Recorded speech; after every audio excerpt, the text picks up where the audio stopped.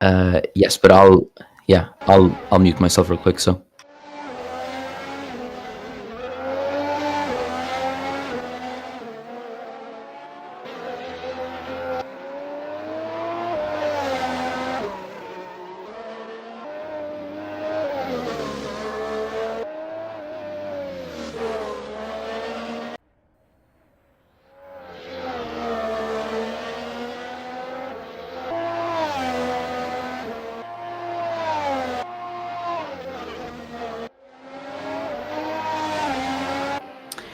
And we are live. Hello, everyone, and welcome back to the Assetto Corsa Offline Championship here at the legendary Suzuka Circuit.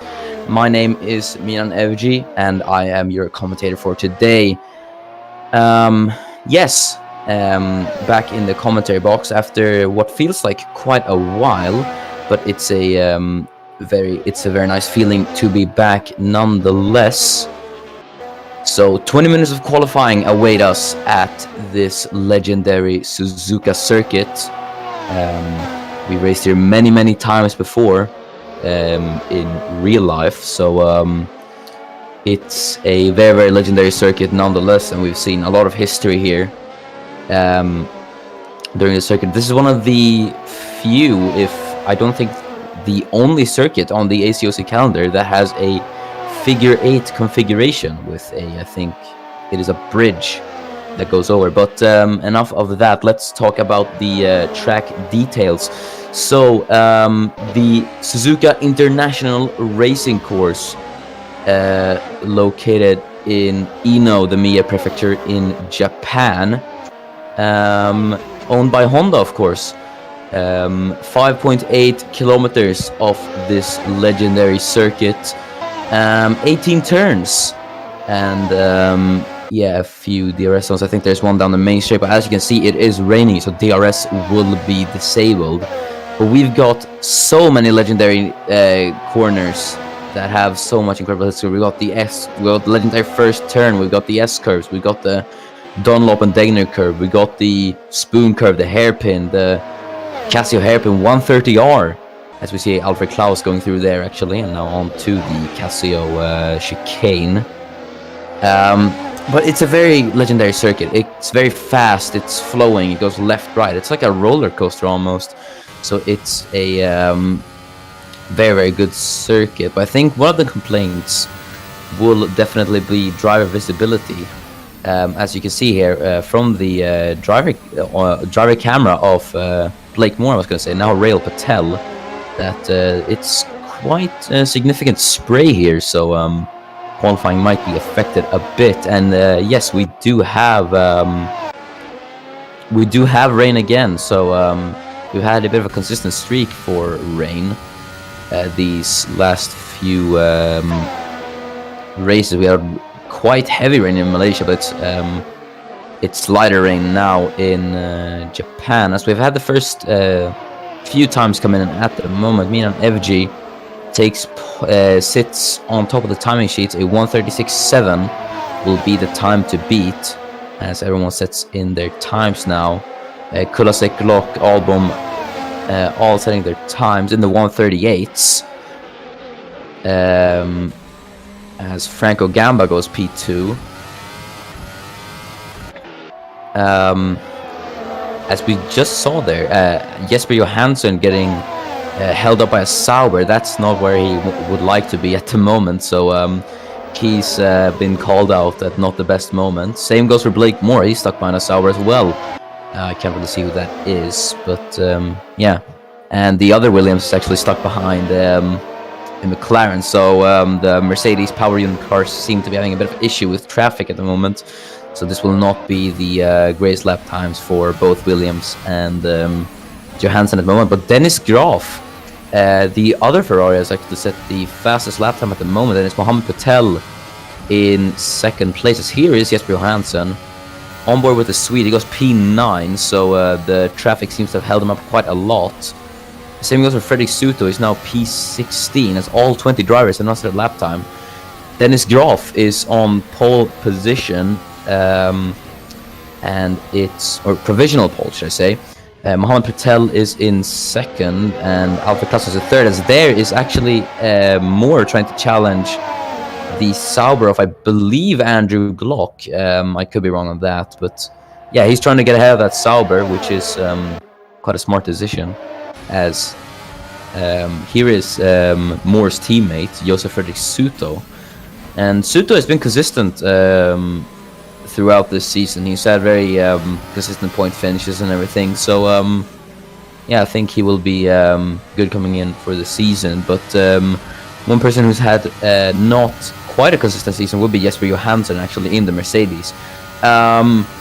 Challenge for the title in the first few races alongside Miran Evji. He had a very, very good title lead. Coming into Baku it was, but then he had just a streak of horrible results. Last win was at the Nürburgring, and then in Baku and Austria he collided with teammate Darboz Daniel, and then after that it was just kind of a slurry of inconsistent and bad results. But he did score a podium in I think Singapore. No, Malaysia. And Singapore he collided with FG. So yeah, in Singapore he scored a podium. So we might see a return of form from the Super Swede. As Franco Gamba, it's a very good quality for him. He's in P6, only 2/10 off Darboz Daniel in P5. So yeah, I think now, as we are approaching the final few races of the 2017 season, I think the talk right now would be candidates for the 2018 seats, which will be a very, very hot topic. As here is Wojtek Kulasek in the Renault. He's stuck behind a Sauber as well, so the Sauber seemed to be a bit of another talking point during this race as Kulasek comes into the pit lane. I think there's someone off. Fredrik Suto has gone off somewhere, but we don't have a view of that anywhere. As yes, there he is. He has gone off into the gravel at what I think is the spoon curve. No, that's not the spoon curve. Looks like the hairpin, actually. No, it's after the hairpin. Yes, that is the spoon curve, I think. No? I'm not really sure. But yeah, he's gone off. No, he's gone off at the Dunlop curve. Apologies. So I think Suto has got it in the gravel and he's not able to recover. So that will be the end for the Slovakian session in a lowly P16. So he's got a lot to do. As here's Jesper Johansson.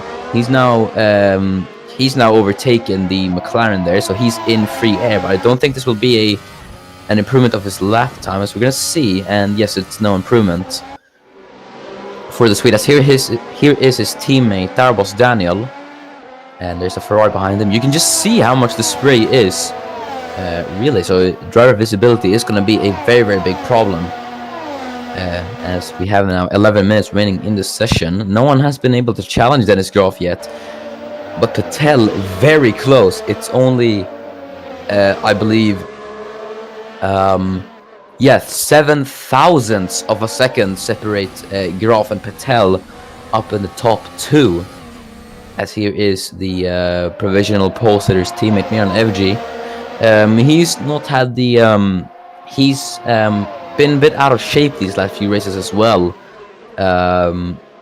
So he's fallen out of the championship fight. Not entirely, but he has he's just not been the most consistent. So I think he's suffering the same fate as Johansson is at the moment.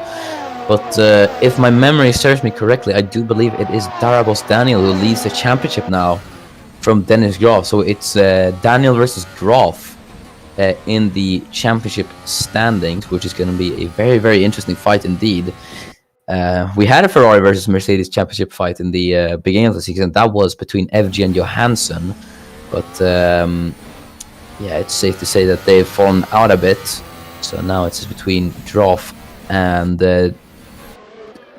Darboz, as Johansson improves up at the P8, but it's not enough to bring him to the top 6, which is where he'd like to be, because yeah, he's getting outperformed by midfield cars. As there was as here is actually one other person on their mind, but yeah, Mohammed Patel I'd say was very consistent throughout the mid-season. He scored 2 wins in a row, which I think he is or at the time was the only driver to score consecutive wins. So yeah, Patel was very quick. He dominated his home GP at Silverstone, so it was a very good performance from him. Yeah, he was on another level that day, but yeah, he's really coming to his own during this later half of the season. But yeah, I think Graf and Daniel have emerged as the people to beat during these last few races. As now with 9 minutes remaining in qualifying, here's Darabos Daniel. I think he is being impeded by the Force India there. I'm not really sure who that is. I think it is... No, I don't know. I think it might be Gamba or something, but I'm not really sure. And Fredrik Suto is back in the pit lane. So I think we might see I think that might not be the last we see of him, as I was wrong on who held up Daniel. It was Arnold, because it's in P7, so it's a very good quality for the two Force Indias in P6 and P7 at the moment. Their championship rivals at the moment would be Williams, who have not had the greatest qualifying at the moment. Moore sits in P9 and Suto is in P16, so I think yeah, the Force Indias have looked very, very consistent throughout this entire season. So are the Williamses. Suto's obviously taken, I think Suto's taken a podium at Baku, but I think he took another one as well in no, it might have been more actually. I'm not really sure, but yeah, the details will be out there somewhere, I presume. As here is the second place man at the moment, Mohamed Patel. As Darabos Daniels entered the pit lane, Franco Gamba has improved on his lap time, 1:36.9, so it's 10th improvement, but not enough to bring him out of P6 at the moment. As here is the driver's eye camera with Jesper Johansson. You can see just how much that spray affects him and everyone else, to be honest. So you really don't want to be stuck behind someone else, especially if it is a slower car. So Johansson has had a lot of traffic issues at the moment. As there's actually someone on his inside. That was Moore, who was trying to challenge Johansson on the inside. There's Ruslan Protsyuk, who is up into P9. So good lap from the Russian, who goes up into 9th. Johansson comes into the pit lane, so that's a good move from him. So he wants to avoid traffic. Now with 6 minutes remaining in qualifying, he's going to want to improve on his lap times, as he has had a few runs at the moment. So yeah, not a lot happening in qualifying, but there was Daniel here, as there's a Ferrari behind him. So this might be a bit of a strategy call from Darabos to hold the Ferrari up. Who knows? But nah, in real talk, it's pretty hard to see. So I think the Ferrari will be affected quite a lot. Here's Giulio Giuseppe in P12. The Italian has not been performing up to spec. That Toro Rosso looks like a tricky car to drive. Giuseppe obviously receiving a race ban in Spa, that was, after she failed to respect the black and orange flag in Hungary, and also caused a collision. So she was banned for a race, replaced by Alex Broster from Formula 2 in the Red Bull Academy. Unfortunately, yeah, didn't go that well for Broster that race. He stalled on the line, and that was about it for him. As the Ferrari there looks to have gotten ahead of Daniel, but that was for nothing, as he comes into the pit lane. And yes, that was Dennis Graf actually. I think someone said an improvement somewhere, but I can't remember who it was. But the top two are now into the pit lane. So Klaus, Evgy, Daniel, Klaus, Evgy, and Daniel are out. So they're the potential challengers for pole. as Johansson's in the pit lane. But yeah, the question is if any of these will improve, as Miran Evji is stuck behind a McLaren there. So traffic is really proving to be a vital point of this qualifying session here at Suzuka. So yeah, I think I was just gonna say that I think everyone of the top 3 teams have been held up at the moment, and that just confirms it. Klaus is being held up by a Sauber and a McLaren, so he has a lot to clear, and I think the smartest choice now will be to just come into the pit lane and then maybe wait. But we are a bit short on time. Just as I speak now, 4 minutes remain in qualifying, as FG is now going to try to get past the McLaren there of, I think it is Ennis Paraches. They go side by side through 130R actually. That is a very brave move from the Swede, and I think he's actually got it done, which is very impressive. Darvas Daniel has improved. He's up into P3. So the Hungarian is up into 3rd. His teammate's down in 8th, so it's not a very, very good qualifying for Johansson. He's still struggling this season, it's very apparent. But yeah, not much to be said there, as you can see. Graf got quite a bit lucky there. He's ahead of the Sauber, but Klaus has gotten very unlucky, so you can see how much that Sauber is holding him up. So yeah, not the first time we've seen Klaus having troubles with a Sauber. We saw that in Australia, obviously, during the race where he had to lap Andrew Glock in the Sauber, and they made contact, and that unfortunately led Klaus to lose the lead to Miran Evji, as Courtney Simpson's up at the P11 now. But yeah, Klaus, he did pick up a few wins after that, even though it did come a bit late. So I think all of the top 3 teams do have a win to their name. So it's a very, very equal playing field, as there's Alpha Klaus getting it done through what I believe is 130R. So 130R, a lot of brave drivers today. Everyone seems to like making moves to 130R, but they look neck and neck there, as Lewis McIntyre goes up into P17. So he goes past the 2 Saubers there. As we have 2 minutes remaining in qualifying, Klaus comes into the pit lane, so his qualifying is done. Patel and Suto, or Rahul Patel and Fredrik Suto, finish for qualifying as well. As Ennis Parac goes up into P17, the man who's retiring next season from Formula 1, he's going to another tier next season. So yeah, the question of who will get his seat still is a very elusive question. But the 2 McLarens in P17 and P18 now, and knocking the 2 Saubers to the last place. So now, yes, FG comes into the pits as well, so he can't improve, so he's finished. Johansson's up into P6, so he's brought himself up to the P6, but it's quite a bad qualifying result for the Swede as well. So I think that will be it for his quali session. But the battle for pole is between Graf, Patel, and Daniel. So it's going to be a very, very interesting qualifying session. As yeah, I think Johansson has been impeded by traffic, so that might explain it to why he is. And Darvas Daniel, crucially, is being held up by the other Sauber as well. So Darvas must be, or no, that's a Haas.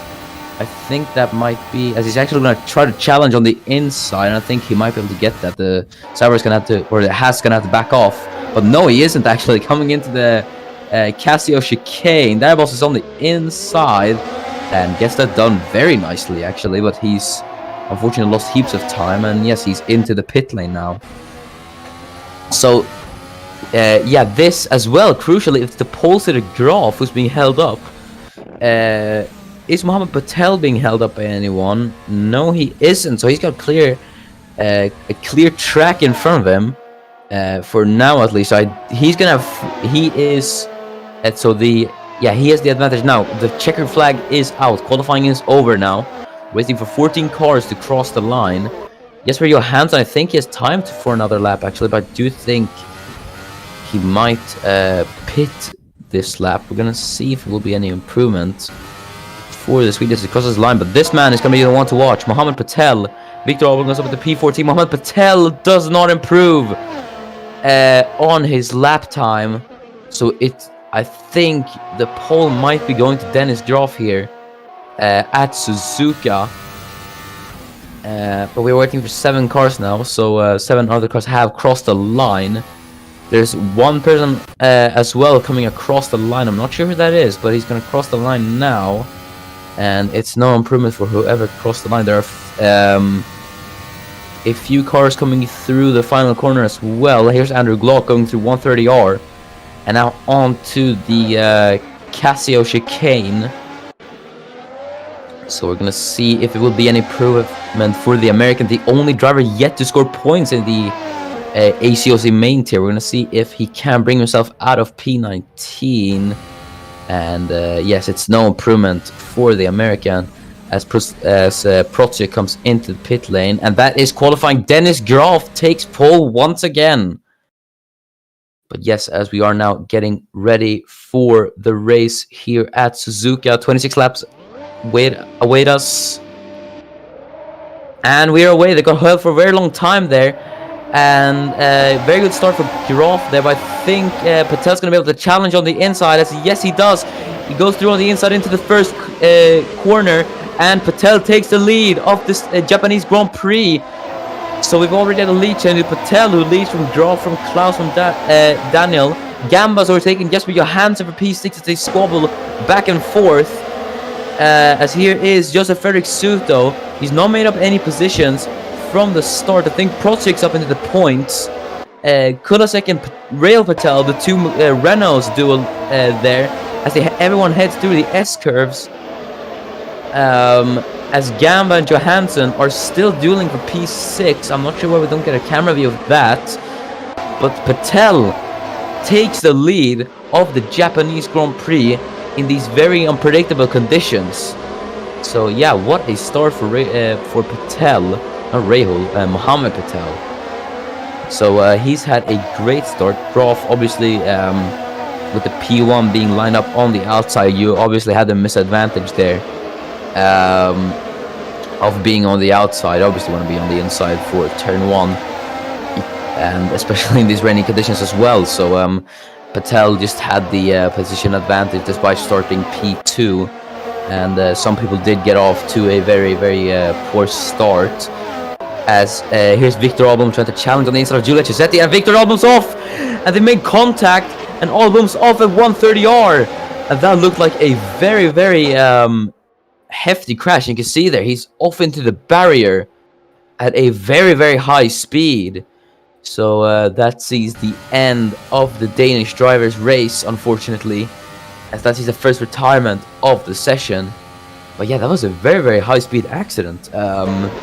Shame for Victor Albom though. He's been performing very good throughout the season, and I think just adapting to the rain has been a bit of a difficulty for him. Obviously he's the driver on the ACOC grid with the least Formula 1 experience. He took Blake Moore's seat at Haas when Moore went to Williams to replace Tempestini when he left the ACOC. So yeah, he's only been in for not even half a season at most. So he has the least experience. He's been reserve driver with Haas. He drove with them in the preseason testing. But other than that, he has had no F1 experience. F2 race winner, obviously, but other than that, no experience from F1 whatsoever. But yeah, unfortunate to see his race come to an end like that. Here's Jesper Johansson, probably a bit bitter about losing that position to Franco Gamba. And Gamba's been performing very well. He's up into P6. Gamba is a very quick driver, we know that. And he's been able to challenge Johansson, the struggling Mercedes. As we now start lap 3 out of 26, you can see Patel has formed a bit of a gap there to Dennis Groff, as here is Ennis Parachki trying to chase down his McLaren teammate Lewis McIntyre, who I think did overtake him at the start. I'm not really sure. And you can see here on the driver's side with Frederick Suto, you can see how much spray there is. That is, I'm wondering how the drivers can see, but yeah, no red flags obviously, so everyone carries on as both McLarens now head through the S-curves. Paratsky not really gaining any time on McIntyre, so yeah, obviously the McLaren Honda not a very good car this season, so they've mostly hung around the back of the grid at the moment. Haas have done very well though. They've scored many points finishes, but other than that, it's not really been that eventful for Haas, as there's only one Haas remaining, and he's in the points actually. Protsiuk in P10 at the moment, as we start to see a few gaps form at the moment. So about a up to a 10th, we're up to second now, as Suto is trying to challenge Chisetti into 130R on the inside. Is he gonna get the overlap coming into the first turn into the chicane, as he's on the outside, which is gonna be the inside now, and I think he's got the move done, and yes he has. Up into P14 goes to Slovakia, and great move from Suto to bring it up into P14. That was great racing between the two. Held it side by side to 130R that time, and yeah, side by side through the Casio chicane as well. So that sees Frederick Suto, the Williams driver, up into P14. So he's going to be on the charge for points this race, definitely. As Dennis Groff has actually closed the gap to Patel, so this is going to be very interesting. We might actually see a move happen this lap from Dennis Groff, the German. Both are looking to increase their... Groff is looking to take back that championship lead from Darabos Daniel. As yeah, here is another battle outside the points. So yeah, it's the Saubers and the McLarens are very close. Only 4 to 5 tenths separate them. So they're very close as well. Here is Blake Moore chasing down Alex Arnold, and ahead of Arnold is Jesper Johansson, who's gotten very close to Franco Gamba, and I think... Oh, very nice onboard, but I think he might be able to actually challenge for a move here, and yes, he's going to do that on the inside of 130R, and he gets it done. Brilliant move from the Super Swede, goes up into P6, but he now has a 1.7 gap to close to Miran Evji, but no, actually, Franco Gamba has challenged him once again into the Casio Triangle. I didn't even see that on the onboard. But Gamba's come back at Johansson into the Casio chicane, and Gamba's retaken P6. But I think Johansson wants to overtake Gamba to close the gap to Evji, because I don't think Franco is going to be able to close the gap to Evji anytime soon, considering the difference in machinery. As here's Dennis Groff, the gap for the lead now is only 0.3 of a second, and you can see there it's quite fluctuating right now, as it's almost up to 0.4 there. So yeah, every little 10th, 100,000th here now counts, as I think Groff has made a mistake. It's up to 0.5 now, but I think it might be Groff just generally faster throughout sector 1 than Patel. We've usually seen a lot of big sector differences between the drivers. But yeah, Ruslan Protsiuk in the points. That's going to be very good for him. Courtney Simpson is out of the points. The Toro Rossos always get very, very close to point scoring, but they just never have able to achieve that. I think Chisetti has 2 or... No, I think she has 3 or 4 points, and Simpson currently sits with 1 or 2. I'm not really sure at the championship standings. It's a bit fuzzy in my head at the moment. But yes, the gap to the lead has increased by 0.2 now as we approach lap 6. And you can see how nice Suzuka looks during the rain. on board with the driver's side. Must not be very nice for the drivers, as they are just getting completely bombarded with the spray, but for us spectators it looks very, very nice indeed. As Dennis Graf, you can just see how much you can just see how much better he is in the corners than Patel. So that Ferrari looks better suited to the medium speed corners than the Red Bull. So Patel looks to excel in the in sectors 2 and 3, while Graf has the upper hand in sector 1. As McIntyre has actually held off Parache, so the gap is 8 tenths to the McLaren teammates. As Frederick Suto has also closed the gap to Rahul Patel, so Suto might be on for another move here. He's trying to chase himself back into the points. Frederick Suto. He scored. Obviously, I said he scored a podium in Baku, so he's done very well this season. It must be said. I do think Williams are likely to retain him for 2018.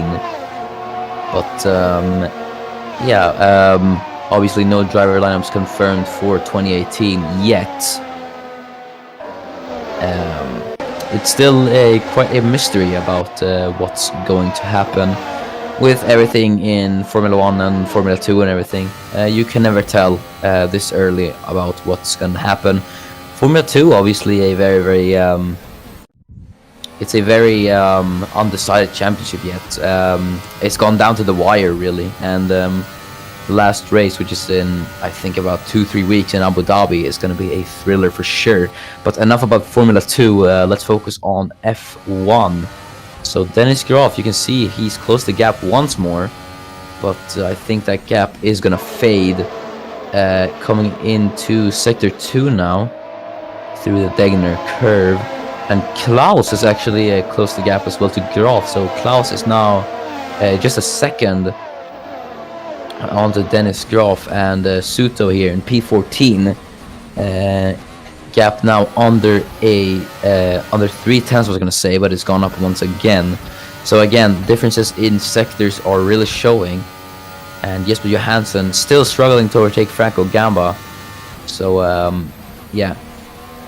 it's not been the best race for Jesper at the moment, but it's been a very good race for Franco Gamba, it must be said. As you can see, the gap to McIntyre and Giuseppe, 4.4 seconds. So I think, the McLarens and the Saubers are quite slow, actually. You can see there on the track map that a few gaps are starting to form a bit. As Graf is, he's still not close enough to start a move, as I think you can see that the rain looks to have gotten a bit worse. Those clouds definitely look darker, and the track lights have actually come on. That looks very spectacular indeed, and it's almost a night race at Suzuka. Actually, this looks very, very cool, but we'll ignore that. As you can see there, I think that's the sun setting actually on the Suzuka circuit. So it's a very, very late race, but it looks spectacular, it must be said. So it's Suzuka, obviously normally not a night race, but we can pretend that it is. As the gap is up to almost 5 tenths now through sector 2. So you can see that the Ferrari is struggling quite a lot as they head through the spoon curve. Klaus, the gap stays indifferent as well, so it's still about 1.1 seconds to Dennis Graf. Klaus, he's not really been able to challenge for the championship either. He had a good chance of winning the first race at Australia, but that kind of didn't really go well for him, and then was just kind of a slew of mediocre results for him throughout the season as well, and Patel emerged as the better Red Bull driver. But he scored a few wins, so Alfred has been enjoying a bit of success at least, so not everything is too bad for him. And I feel like it's been quite the reverse for Johansson, this season. And Dennis Groff has been very, very consistent throughout this season, really. He scored many, many podiums, and now he's scoring wins and everything. So I feel like it's only up for the German now throughout this season, and I think he will definitely be retained for 2018. I mean, Ferrari would be dumb to drop him, to be honest, but yeah, it's very, very interesting indeed as the track gets darker and darker. I think driver visibility may be a bit of an issue, but the track lights are doing a very good spectacle. And yeah, so the reason why we are transitioning to the night race is because the time progression is set to 4x, but it's no problem. Yeah, the new host usually hosts a lot of other AC races, so he has different settings and everything, so that is why. But to be honest, with views like these, I'm not really complaining, so yeah, it's no big deal, to be honest. I'd say it only adds to the spectacle. But yeah, let's not focus on that. So I don't think Groff is going to be able to challenge for an overtake anytime soon. That gap does not look to be increasing or decreasing at the moment. You can see just through the S's how much faster he is than Patel, but other than that, it's not really he doesn't really show much pace difference. We can see there a very good view from the driver's eye of Groff there, just how much he's gaining. And you can see from Daniel that he's catching the Klaus. So Klaus is actually dropping a bit, or no, it's Darboz is just gaining actually. So he's almost up into P3 Darboz. So we might see a good battle there emerge quite shortly. Same goes for here. That is if Johansson will be able to close the gaps. But I don't think it's looking very, very likely to, as Suto has not been able to overtake Rahul Patel either. So yeah, it's turning into a bit of a stalemate through this race at the moment. Kulasek currently is under pressure a bit from his teammate Rahul Patel. So yeah, we might see anything here. As you can see, the rain actually feels like it's gotten worse a bit. So I'm not sure if I'm not really sure if anything will or what you say. I'm not sure if we might see some driver changes driver position swaps or not, as Groff is getting very close.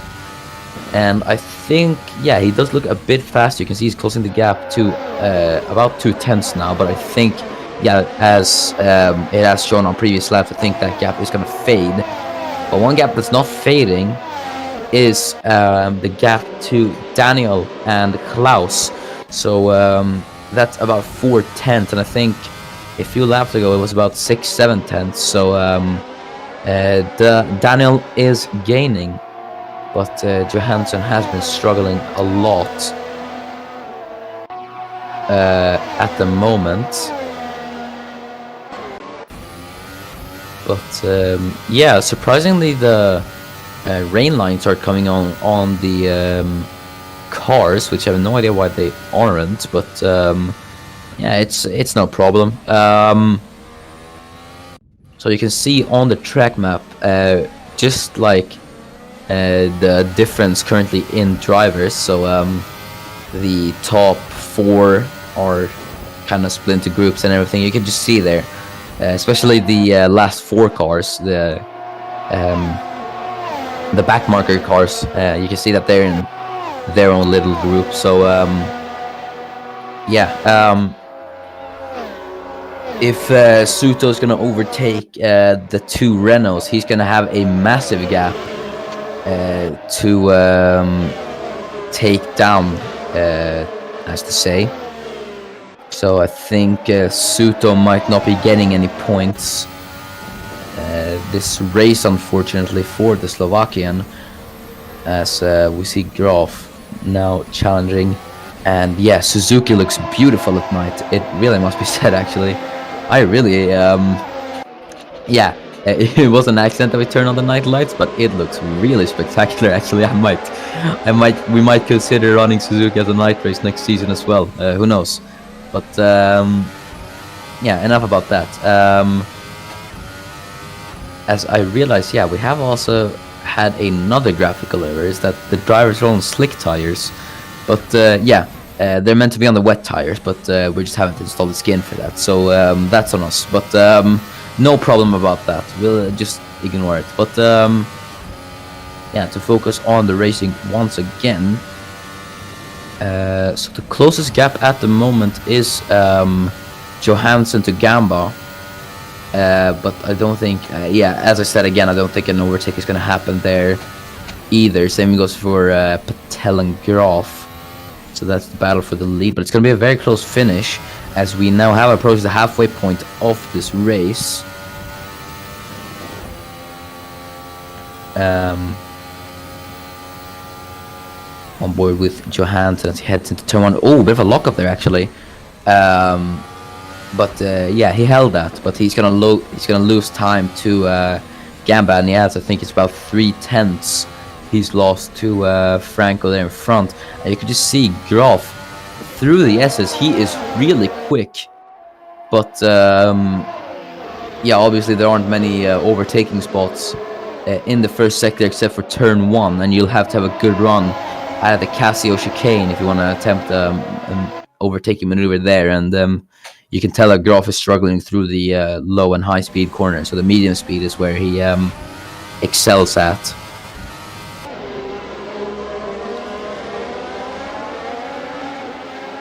But yeah, I think Graf won't be catching Patel, if I say so myself, unless Patel makes a mistake of some sort. As yeah, the driver is still keeping focus through the night. But yeah, it's a very turned out to be a bit of a stalemate, this, especially with the McLarens. We saw all action on lap 1 to recap. Graf started on pole. Patel took the lead of the race. And they had a bit of a battle there as well. Gamba overtook Johansson as well. So it was a very good start for Franco Gamba. I think the outside just proved to be a bit of an inferior starting position to the inside there. As we see a nice aerial view, and you can really see the gaps there of how big they are between everyone. So yeah, Suto is catching Patel, as there's someone else catching another Patel, and that is Graf catching Mohammed Patel. But I don't think he's going to be able to line up an overtake yet. He is getting closer, but not by enough to make an overtake, I think. Same goes for Daniel. The chasers are making improvements, but not by a very big margin. As another nice aerial shot as they head under the bridge. Now into what I think is the spoon. Is this a spoon curve? No, it's the hairpin. Yeah, this is turn 12 and turn 13 is the spoon curve. My apologies, but yeah, here is Graf once again, and I think if I remember correctly, what was I gonna say? I completely forgot. But yeah, it's if I remember correctly, I think, yeah, Klaus won in Malaysia, and I'm trying to think now. Yeah, Klaus won in Malaysia, so the latest winner was Klaus, and then it was Daniel in Singapore after Johansson and Nevji collided. And in Italy was Klaus as well. So Klaus has been on good form throughout the season. And a podium will certainly not sit bad with the Swede as well. But that podium will be under risk as Darabos Daniel lurks behind. But your top 10 as it stands on lap 15 of 26 is Mohamed Patel, Dennis Graf, Alfred Klaus, Darabos Daniel, Miran Evji, Franco Gamba, Jesper Johansson, Alexander Arnold, Blake Moore, and Ruslan Protsiuk. So yeah, it's we haven't seen many overtakes at the moment as the field has spread out a bit, and even though it hasn't.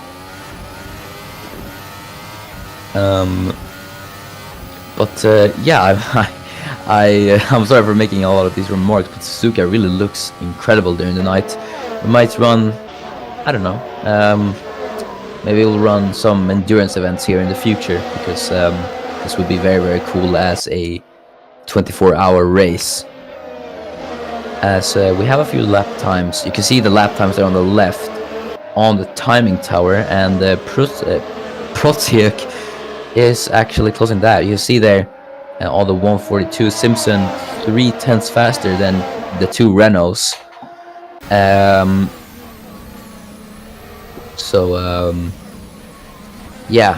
It's, what was I gonna say? Yeah, you can see the lap times everyone puts in. It provides a good view of the pace difference between all the drivers at the moment. You can see who's going quicker and who's going slower and everything.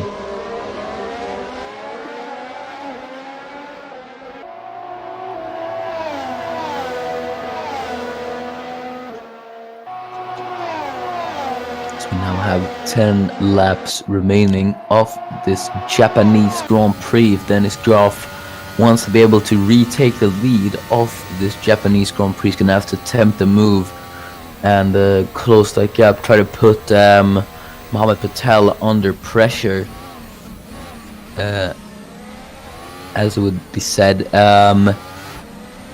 So Graf is not really able to. Graf is not catching Patel at the moment, and same can be said for Darabos Daniel. He's not really catching Alfred Klaus either, as the rain is still ongoing. So yeah, 100% rain for this race.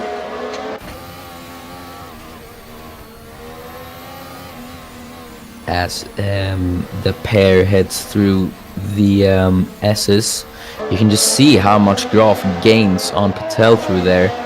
And yeah, you can see really just by looking at the timing tower how much he's closing in on Mohamed Patel. But yeah, unfortunately for Dennis, it does not look like he's gonna be able to overtake anytime soon, as DRS is actually on. Or was I don't know.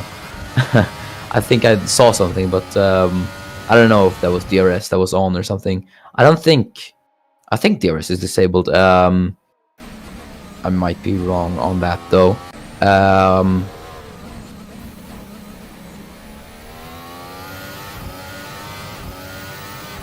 But yeah, it doesn't matter all too much. I don't think DRS would be quite effective here anyways, considering that the rain would disrupt it.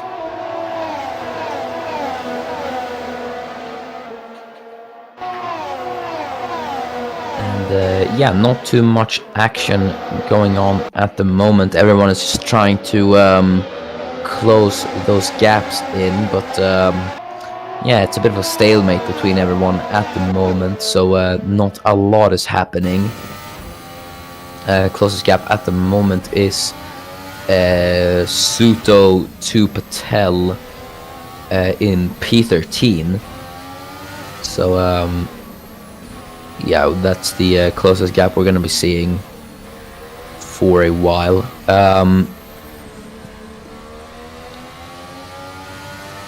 But yeah, the gap, I think Klaus has lost time to Graf as well, because I think I recall seeing that gap as 0.8, so he's lost 2/10 to Dennis Graf. And Darabos Daniel has not really been able to attempt an overtake, and that's actually allowed Miran FG to close in. But I think it's just going to be a bit of a train behind Klaus, because yeah, I don't think there's going to be an overtake anytime soon, as Johansson looks to be struggling. They didn't really have the most optimal line through there. But yeah, Johansson has not been able to overtake Gamba as well, so yeah, it's a bit of a deadlock, you could say, at the moment.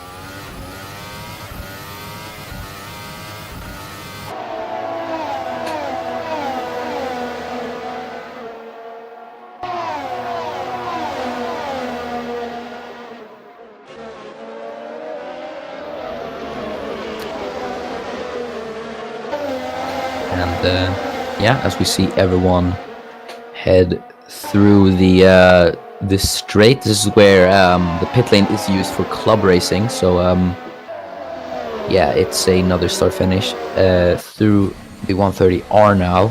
But you can see just how big the gap is between everyone, as Patel and Graf are already on the two S's. We have 7 laps remaining in this Japanese Grand Prix. I think Patel will be able to take the victory in this race, because Graf does not look to be closing in on him in any way, shape or form. But yeah, I don't think we're going to be able to see any overtakes. I think this might be the final classifications, unfortunately.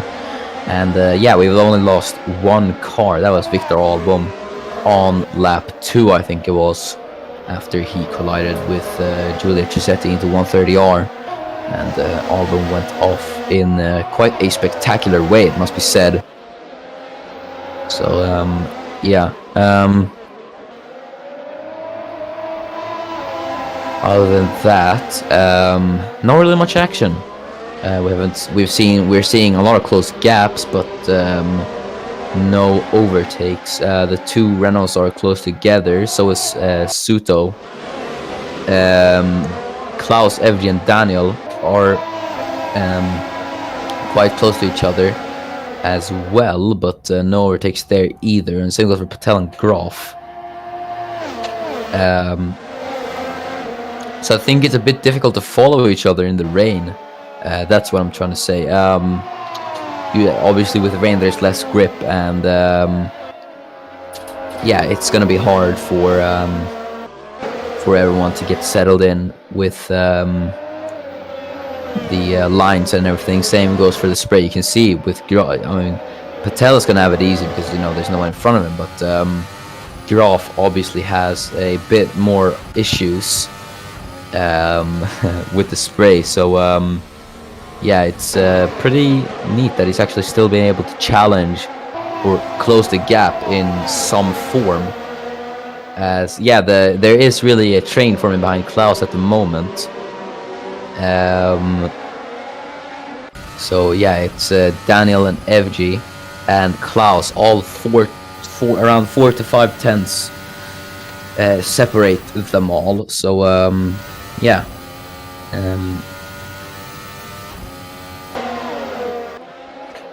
And same goes for these three as well, the two Renaults and Fredrik Suto. I think Giulio Cisetti is actually going to involve there as well. And yes, she has. She's behind the Suto. Is not going to have he's not had the greatest race. It must be said, crashed in qualifying, and yeah, it was a premature end to his qualifying. He didn't really set a good lap time as he was held up by a slower car. But yeah, I think the problem with overtaking in the rain is that when you get too close, I think it's the all the spray and all that just disrupts the aero, so it gets kind of you get a bit unstable behind the car you're trying to follow. So I think that's why they kind of get close, but not too close, and it's not close enough for an overtake. So I think that's why.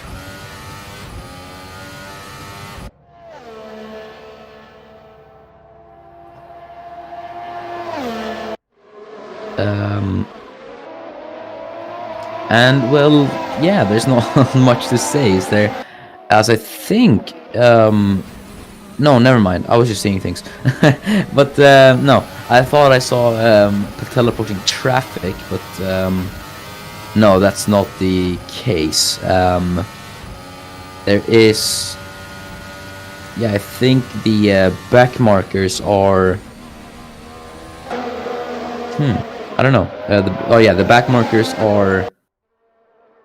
Yeah, here they are. They're coming through the S's. So yeah, we won't see any lapping by the back markers. We won't see any back markers getting lapped. Is better English. We won't see them getting lapped in this race now with 5 laps remaining. As Vojta Kulasek, I think it's going to be a definite P12 for him. 5 seconds is the gap to Courtney Simpson in P11. Same goes for Jesper Johansson. He's not looking to be able to close that gap to Franco Gamba either. So yeah, it's been an unfortunate race for Johansson. He's gonna want to bounce back at the next race, hopefully. And yeah, we don't have a lot of races left in the season. We've only got 3 races after this. So next week we head to Texas for the Circuit of the Americas. So yeah, that is the United States Grand Prix. Then it is Interlagos. So we're going to Brazil, and then for the final race, it is yeah, Abu Dhabi, and that is also when we will be able to see the F2 title decider. So stick around for that. And then we've also got some Formula E races. We've got Formula E tomorrow. Not sure what venue it was. I can't really remember what it was. But yeah, Formula E is very exciting. It's a very exciting series. If you haven't watched the Formula E races or any ACOC races in general, you can check it out on our YouTube channel. And yeah, very, very long season we've had. It feels like we obviously we started this season back in July. Had the first race then, and yeah, now we're all the way in October, and the season's gonna end, I think, this month actually. It's late season finale will be somewhere in late October. Oh, I think Graf actually maybe tried to move there, but you don't try and move through the S's. That's barely gonna work. But yeah, yeah, it's only about 3 weeks now until the season finale. So yeah, the champion of both Formula 1 and Formula 2 will be crowned then.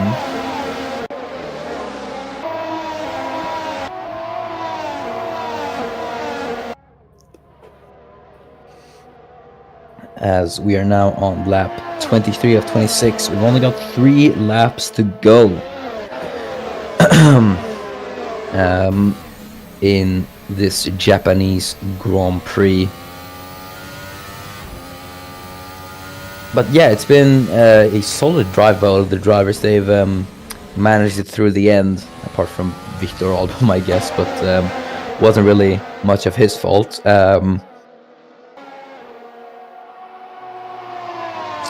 But yeah,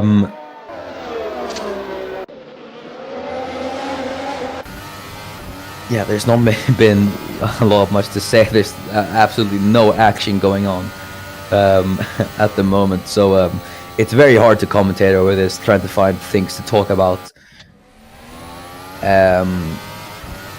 But yeah, one thing I guess we could talk about would be potential candidates for Formula One, as we do have a seat open next season.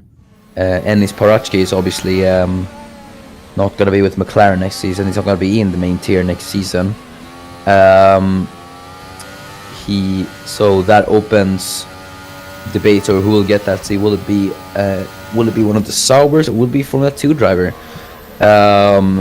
Obviously, we've got people like Thomas Mandic or Linus Timell in Formula 2 currently battling it out for the championship to become the next Formula 1 driver on the grid. Obviously, Victor Albom is the first ever ACOC driver to have graduated from Formula 2 into Formula 1.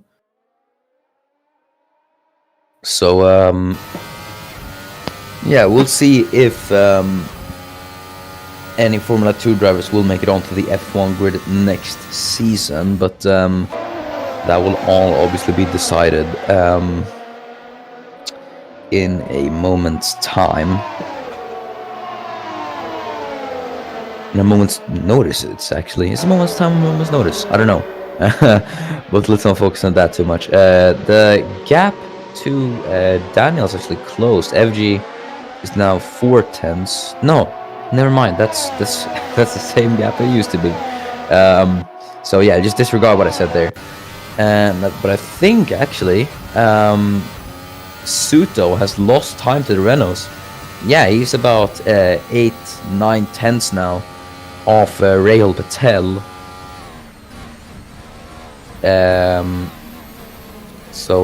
Yeah, he'll score points, and I don't know why Graf is trying to move there, but yeah, that is not a place where you try moves, Dennis. But you see there from the aerial, you can see Graf is being absolutely showered with rain. You can really, you can see what you can really, you can really see how big the spray is. They're absolutely getting showered by the cars in front. So yeah,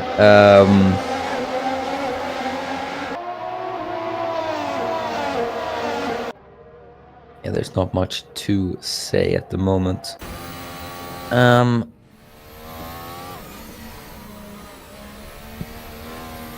Well, yeah, as we are now on lap 25 of 26, there are 2 laps remaining in this Japanese Grand Prix round Suzuka, and Mohammed Patel looks to take another victory, it looks like. So yeah, Johansson, I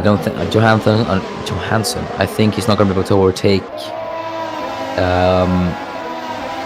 Gamba. I don't think Drog's going to be able to overtake Mohammed on the lead as we now start the final lap, and we go through the first corner for the last time in this race.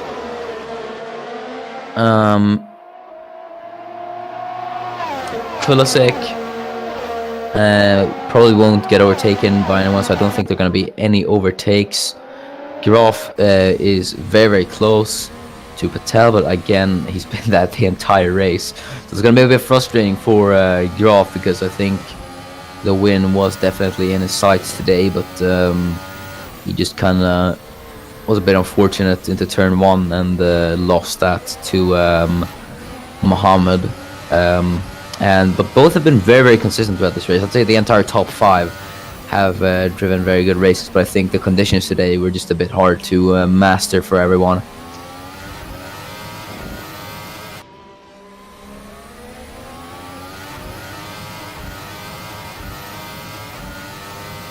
As everyone heads through the spoon curve now for the final time, Johansson, you see he's better he brakes later than Gamba, but he just doesn't look quick enough. Daniel is not gonna go. But now, as they head through, the Casio chicane for the final time, and on to the last corner, and it is going to be Mohammed Patel who's going to cross the line to win in Japan. And Dennis Graf comes home a close second, and Alfred Klaus in third. That is the end of the Japanese Grand Prix. Davos Daniel is P4, Mirnevji is P5, Franco Gamba, it's a good result for him in P6, but it's an unfortunate result for Jesper Johansson, who's in P7. Alex Arnold's P8, Blake Moore is P9, and Ruslan Protz is going to come home 2 points. So it'll be a good day for Haas. Courtney Simpson, he's going to cross the line to finish P11. So that is, that was the race. It was, it felt like a very, very long race, but it was very, very nice to see the F1 cars under the night lights of Suzuka. It must be said, it was very, very spectacular, even though it was an accident. But we're going to have the last few cars cross the line, and that will be the Japanese Grand Prix, as everyone has now crossed the line. And that will be it for the Japanese Grand Prix. Thank you so much for watching. It's been an interesting race. Congratulations to Mohammed Patel on the victory. Dennis Graf in second and Alfred Klaus in third. Fastest lap. Who had the fastest lap? If you could just check that real quick. Oh, it was Patel. Okay. But that will be it from the ACOC. Thank you so much for watching. And we will see you tomorrow when we return for Formula E, and we will see you next week for the United States Grand Prix. So goodbye.